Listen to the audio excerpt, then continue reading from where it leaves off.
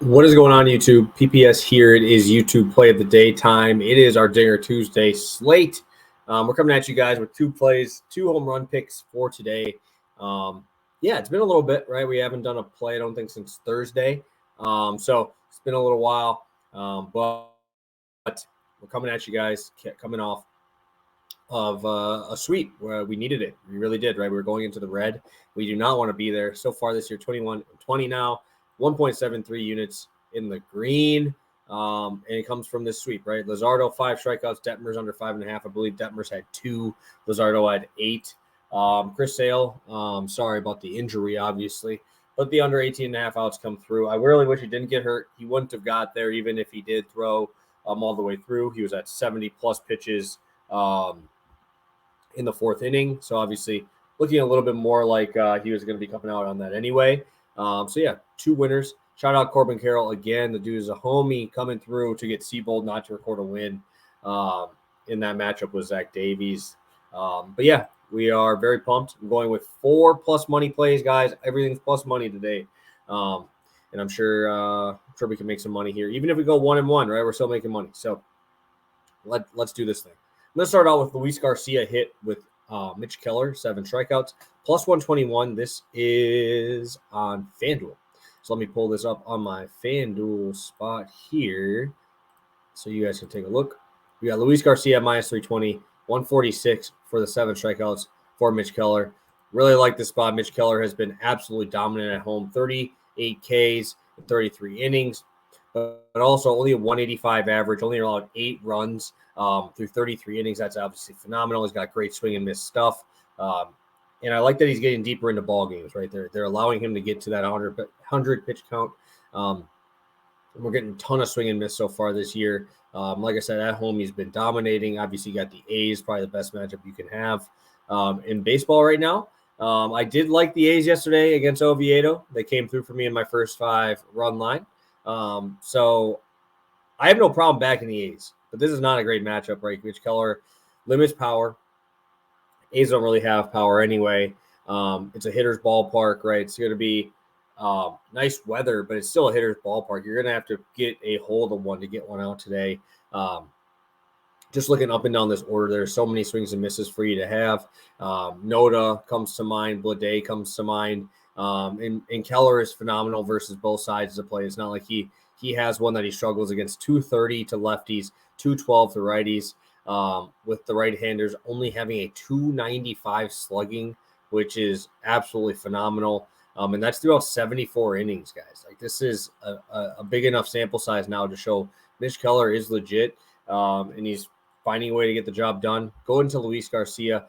Tommy Henry on the mound. I love Tommy Henry. I actually really like his stuff. I backed him quite a few times so far this year. Not a great matchup here. Obviously, it's well known. Nationals are phenomenal versus lefties. But let's just talk about how bad Tommy Henry is against lefties. Right, he's got a reverse splits pretty heavily. 324 to left-handed batters, 204 to righties. Slugging 363 versus righties, 595 for lefties. So that's really scary. Leaving the ball up in the zone there. Also, really like that he's not good on the road. 581 slugging on the road so far this year versus 307 at home. And so far in 2 2/3 inning, obviously small sample size, we've seen that he has faced 14 batters from the left side on the road, 500 on base, 1,100 slugging. Luis Garcia has done so much better versus lefties this year than last year. Obviously, he was really bad last year, but this year, 288 batting average. He's got a homer, double. There are 3 doubles and a triple in there throughout 59 ABs, 424 slugging. So really good there. Obviously, numbers that we want to see there. I really like this matchup for him in Nationals Park. And I really like the spot to fade Tommy Henry today. Even though I've been backing him a lot, this is my time. I'm going to pick to go against him here. So really like this spot, and plus 121 can't really beat it. So that is play number 1. Play number 2, let me pull it up here for you guys. This is going to be over on DraftKings today. We're going to Joe Musgrove, 17.5 outs over. James Caprillion, not to record a win at minus 425, gets us to plus 100 here. Another play with plus money spots Caprillion, no win. I'm not fading Mitch Keller at home versus this A's team. Obviously, the Pirates are not hitting very well, as seen by yesterday with J.P. Sears. But Caprillion obviously has been getting hit hard throughout this year. He actually got sent down and come back up, and he's actually not been terrible.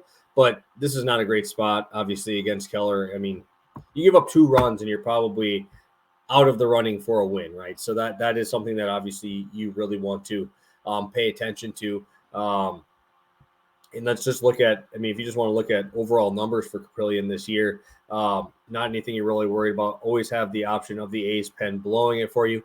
If by some miraculous error-filled reason Caprillion finds his way to get ahead, right? His team, they're 0-6 so far this year in his starts, or that's his actual number there. He's 0-6, Mitch Keller 7-1.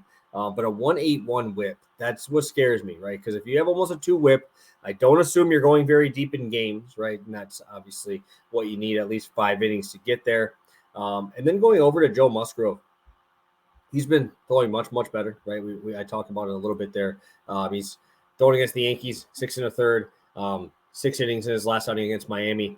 What I wanted to talk about here was just how bad everybody thought he was washed up, right? But let's look at where he was playing, right? He's playing Boston, right? 5 innings, 4 earned, 1 homer allowed. Then he goes to LA, 5 2/3, 8 hits, 4 earned. Then he pitched at home versus LA, did very well, right? He pitched at home versus San Francisco, who's been doing much better versus right-handed pitching, and then Arizona, right? So a lot of teams there that are in the top half of the MLB and hitting, right? And then he got Miami and New York, and he shoved on them, right? He did very, very well. I think we guys start to see that pitch count creep up a little bit more. He had 297 plus pitch outings in that Boston and LA game, which is 3 and 4 starts ago. Last 2 sitting 80 and 90.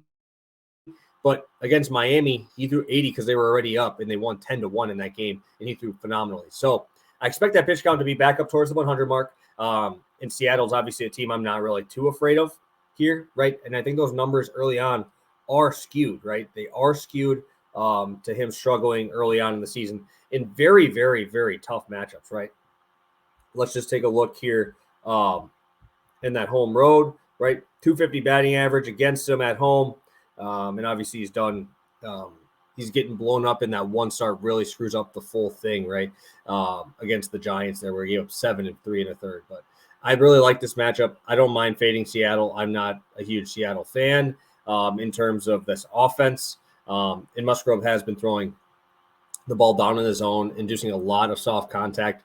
Let's just look here. We have 9 ground balls in the last outing, 8 in the game against the Yankees. So a lot of stuff on the ground. I think that's obviously going to lead him to being able to go a little bit deeper into this game. All right, guys. Home run picks. I'm going to Luis Garcia. I just talked about it. You don't need to hear too much more from me. It's plus 800 too. I mean, that's a tasty price tag for a guy who I really don't know why they're going to give me this. This is a FanDuel line here as well.